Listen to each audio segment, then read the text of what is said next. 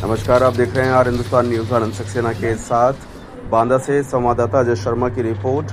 बांदा के कस्बा कमासिन निवासी श्री राम सागर गर्ग अध्यापक प्रधानाचार्य की सुपुत्री कुमारी आशु गर्ग का चयन उत्तर प्रदेश लोक सेवा आयोग यानी कि यूपीपीसीएस परीक्षा में नायब तहसीलदार के पद पर हुआ। इस महत्वपूर्ण उपलब्धि में पूरे कस्बे में उत्साह और उल्लास का माहौल बना रहा।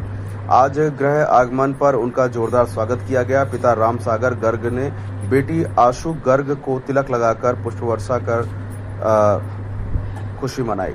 साथ ही मिठाइयां भी वितरित किया और आपको बता दें सभी का धन्यवाद किया।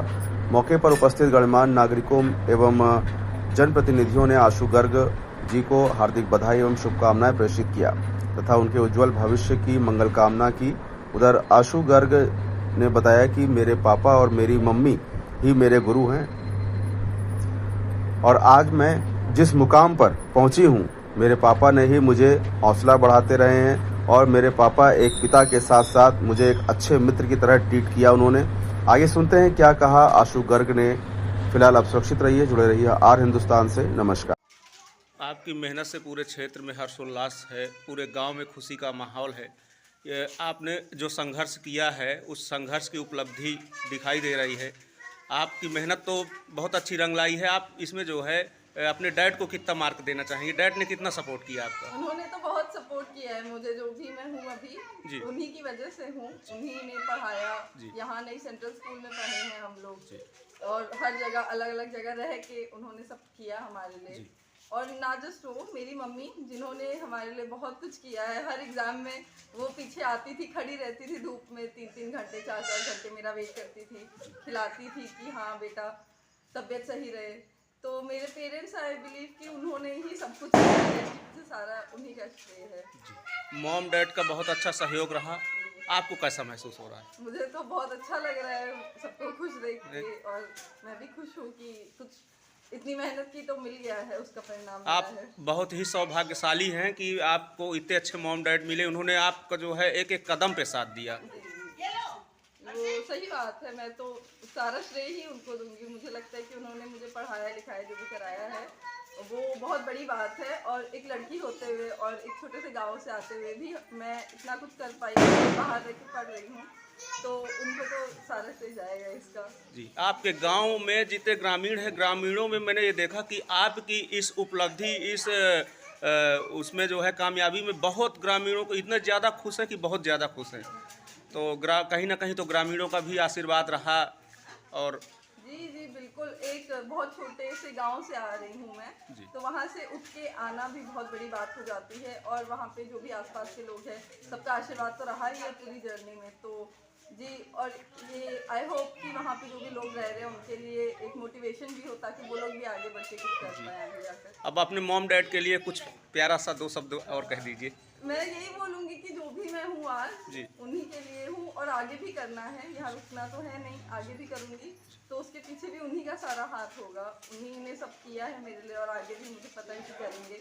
अपना छोड़ के मेरे पीछे लग जाते हैं जब भी ज़रूरत पड़ती है, तो उनका सब कुछ है यहाँ पे। तो थैंक यू सर। नमस्कार। नमस्कार सर, आज बेटी जो है इतनी बड़े पोस्ट पे आई है और आपकी मेहनत, आपकी लगन, आपकी शिक्षा, आपके संस्कार उसको इतनी बड़े जो है मुकाम पे पहुंचाया है, क्या कहना चाहेंगे? एक तो उसकी अपनी मेहनत है, लेकिन इसके लिए माँ बाप का बहुत त्याग करना पड़ता है। जी ये मानिए कि मदर उनके साथ रही। जी मैं जो है अकेले खाना बनाता खाता किस तरह बसर कर रहा। जी एक्चुअल ये परिणाम उन चीज़ों का है जो हमने त्याग किया। जी इसके साथ साथ मैं तो सबसे बड़ी चीज़ ये मानता हूँ, ईश्वर द्वारा जो मुझे ड्यूटी दी गई थी जी उसको मैंने बहुत ही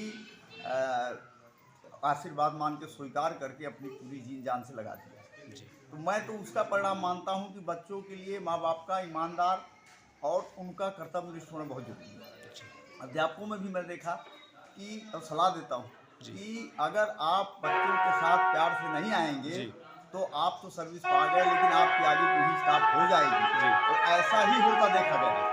इसलिए कोई भी हो व्यक्ति उसको अपने बच्चों के साथ साथ सभी को समान व्यवहार करना चाहिए और दूसरे के बच्चों को बच्चा मानना चाहिए। जैसे मैं टीचर हूँ कोई फर्क नहीं है।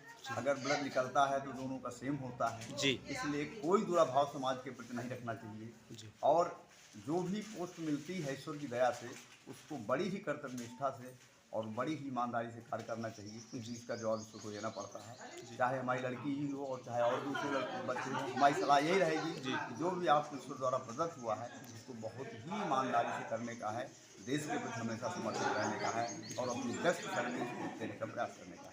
आज बेटी ने जो है जिस मुकाम पे पहुंचा है और पहुंच के आपको दिखाया है, उसने आपके संघर्ष को, आपके सम्मान को, आपके गौरव को बढ़ाया है। तो सर कैसा महसूस कर रहे हैं आज? ये हमारे लिए एक पिता से पूछ रहा हूँ, एक पुत्री का। हमारे लिए तो अकल्पनीय है जी। क्योंकि इतना हमने सोचा ही नहीं। जी। हमें ये था कि कहीं बैंक है, कहीं अध्यापक है, कहीं कुछ होगा। उसने अपना खुद रास्ता चुना जी। और आगे भी वो रुकने वाली नहीं है। जी।